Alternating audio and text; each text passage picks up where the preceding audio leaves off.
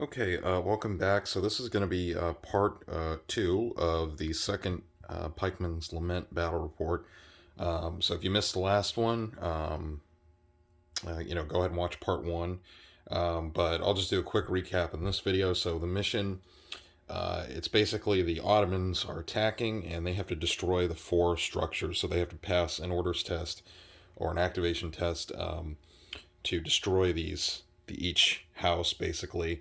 So you got the little cabin here and the three main houses, and then everyone on the Austrian side is sleeping. So everybody on the roof, they're not really on the roof, they're in the houses, and these guys in yellow jackets are in the house in the bottom floor as well. Um, and we've got one detachment of musketeers, and you can't really see them, but there's an artillery crew back there. They're going to try and get over here, and they're activated. They're in play, and the officers unit is also activated. They're patrolling, and so last turn we ended with the Ottomans, and this turn we'll pick back up with the Habsburgs. So we'll see what they can do. And I think we will go ahead and start trying to activate these guys, get them up to the front line, and see what happens. Okay, forgot to mention in the first segment, I apologize about the lighting. Normally we have some fluorescent lights in here, but they're not working, so sorry about that. But I think there should be enough light for you guys to see everything. So this turn was not bad for the Habsburgs. So we've got some musketeers that are up to the front line. I think next turn I'm going to try and get them. They're going to try and get over here to these Gabions to fire. Now the one thing that they do have an advantage in this mission is this is a dawn attack, so everybody gets one to their stamina. So if they get three, normally if they have a three stamina in Pikeman's Lament, that translates to one wound. If it takes four wounds basically to get one casualty essentially. So, which is a better way to put it. So everything has a range of 12 for muskets and cannon. So these guys are moving out. These guys in yellow woke up, are moving. Artillery crew is slowly getting to their weapon, and then these guys tried to wake up, but they are not. They're still sleeping, can't wake up, and we haven't even gotten the pike on the field yet. So we'll see what happens with that, and then we're gonna go take it back to the Ottomans. Okay, so Ottomans, they rolled poorly on their activation. I was going to have this group of commanded shot or move in to try and get to this house to see if they could set it on fire, but they failed their first activation, so it didn't go off. But the Habsburgs had a really good turn. So we've got, let me see if I can shift the camera over. So we've got basically all of the pike are now in play. You can see them sticking up over there on the other side, so they're going to try and flank around. And we also have a group of musketeers next to them. And I did make one error on the last turn. So for this mission, which if you have the rules or are interested, the mission is beating up quarters. So based on the way the rules are written, when you roll your activation, they can't really do a full move. I thought I could give these guys a full move, but they can just all they can do pretty much is exit whatever building they're in, and then at least one model has to be touching the side of the structure. So I didn't make it. It's not a huge mistake, but it's not really a full exit and then a full move. And then over here, these shot fired into these into the Spahi, and they inflicted one casualty. So if you haven't seen me do the review or do the previous battle report in Pikeman's Lament, um, it's really designed for individually based models, but you can use this. The rules even say it's, any base and configuration in 28 millimeter is fine. Um, but I just have to use like dice to using these bright red dice to represent the casualties. So they're down to 5 men, um, and actually I think I have to make a morale check on that, that I forgot to do. And then so they fired, and everybody else moved, and then these guys tried to this is the commander's unit over here. I was going to have them ride up, shoot, but they did not pass their activation, so that'll be it, and for that turns, and then we'll go back to the Ottomans. Okay, Ottomans are rolling poorly today, so they failed their first activation. I was going to have the commanded shot over there try and move in to at least get up to the wall, so the next turn they could move in and burn the this house, but they were unsuccessful. So now we're back to the Habsburgs, and then I also did the morale check that I meant to do in the last turn for the cavalry, and they were not, they were fine, so they're still in the fight. No retreating or anything, but this is a big problem for the Ottomans, because the whole point of this mission is really not to kill the enemy force. You need to just move in and burn these structures down. So this is why I like these rules, but games with this kind of variable activation in general is because you get surprises like this where you don't have like what you can't always do what you want to do because it's dependent on all these variables and activation, and so there's a lot more randomness, which I think is better for a war game. I've seen lately, this is a digression from the game, but I've seen people kind of complain about the use of dice in these games, but I mean that's real historical warfare is very random, and a lot of unexpected things happen. So having this kind of system, I think, makes it not only a better game, but more true to, on some level, because it's still just a game with little metal or plastic soldiers at the end of the day, but more true to real, kind of combat conditions where officers can't always do what they want to do. Units can't always do what they want to do because there's these unforeseen sort of problems. So anyway, that's just a little editorial digression, so we'll get back to the Habsburgs. Okay, really short turn for the Habsburgs. The cavalry, the dragoon cavalry with the commander was going to ride up, or was going to try and ride up, skirmish, but nothing doing. So failed in activations. Now we're back to the Ottomans' turn. So I think probably try and have the commanded shot move in, since they have the fastest movement, and they're probably the best suited to this mission again. So we'll see what they can do. Okay, so on the Ottoman turn, did a little bit more than last time. So we've got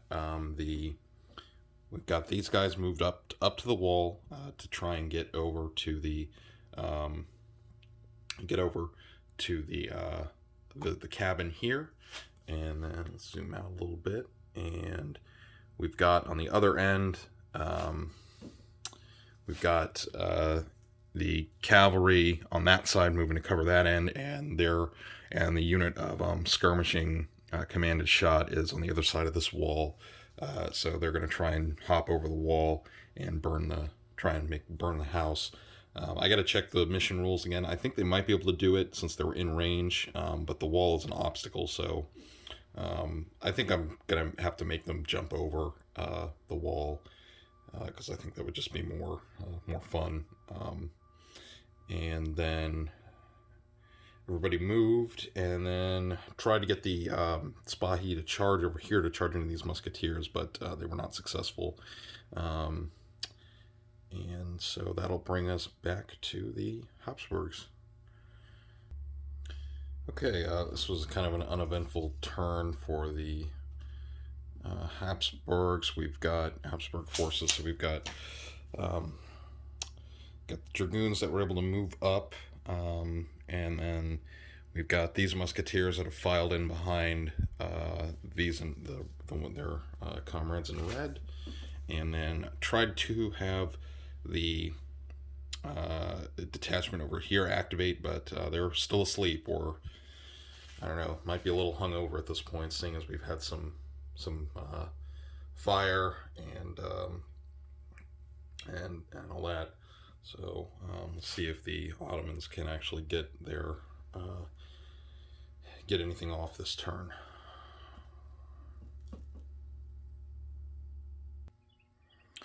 Okay, so the first move of the Ottoman turn was pretty eventful. I had to adjust the charge sort of formation to make it like a legal charge for the Ottomans. But there's no like facings or anything in this game, so you can have any gallop or cavalry can sort of do this sort of charge formation. It's totally fine. And then I also made an error earlier when I said that the Spahi took one casualty. I forgot that they're stamina 4 because this is a dawn attack. So, but they made it back from these guys doing defensive fire. So they're at one casualty, but the musketeer, Spahi charged in. Musketeers did some defensive fire, killed one of them, and then we've got but the musketeers had to retreat. They lost a whole base, so 4 men, and part of that was from the combat, and then part of it was from they couldn't quite escape. They were still within 3 inches of the Spahi, so. There's another mechanic in Pikeman's Lament where if your unit's retreating and you can't get out of the minimum distance of 3 inches away from an enemy unit, you roll a dice, and if it's under your morale, they roll a 1, then that many additional troops are killed. So rolled a 1 under their morale, so they lost another 1, so that brought them up to 4 casualties, and they're now wavering. But that was just the first activation for the Ottomans, so we will see what happens on the next activation.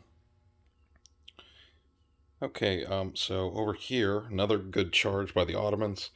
They charged into these musketeers, but they retreated in good order, so they're not wavering, lost only 1 casualty. So that extra stamina is really helpful for the shot, because normally they only have stamina 2. But I went to test for some of these for the regimental gun to fire into the Habsburg artillery, and I got a double 1, so that I had to roll in the blunder. It's not called the blunder table, but anyway, same idea. And I got a 1 on that roll, so I had to remove at least 4 points of Ottoman units. So I removed the Janissaries in the back. I don't know, maybe they decided they weren't getting paid enough and they ran off the field, so they count as routed. But they might not be needed. And then we've got the commanded shot have moved in, so they're going to get ready to set fire to the cabin here. And then we're going to go back to the Habsburgs now. Okay, decent turn for the Habsburgs. So the dragoons with the commander tried to fire. They were successful, but didn't really. Only 1 shot got through. So the dragoons and Pikeman's men hit on 6s for shooting. These musketeers were able to return fire at the oncoming cavalry, and they took 2, so that killed an additional Spahi, so they took 2 casualties. And then on the other end of the board, tried to test to get those musketeers in yellow to fire, but they were not successful, so that ends the turn. And I think for this part, try to keep these, in sort of bite-sized chunks. I'm going to wrap this part up here. So as it stands, we've got the let's zoom out here and get the just get a snapshot of the board. So as it stands, we've got the Ottoman commanded shot are in position on their end for shooting or to set fire to that cabin. There's some more on the other side of the two-story house that are ready to jump over the wall and do the same thing. But the Habsburg forces are almost fully mobilized now, and they're slowly starting to counterattack. And the Ottomans have lost one unit of Janissaries, so we'll see if that affects things in any significant way. Sorry about the delay. If you watched part one of Pikeman's Lament Battle 2, it's sometimes I need to set aside a lot of time to do these just to make sure it's right. And again, I apologize about the lighting and sort of the camera work. I'm slowly learning how to do these properly. So anyway, hope you enjoyed it, and thank you for watching. And always like showing this kind of pike and shot era stuff on the channel. So I don't know if any of you guys that subscribe want to see something different, or some other topic related to this, I'd be happy to do videos about that. Related to this, I am continuing the research for the late 17th century Imperial Habsburg army video. It's just kind of slow going, and I've got other research I'm doing for my sort of real world career. So anyway, hope you enjoyed it again, and thank you for watching, and talk to you all next time.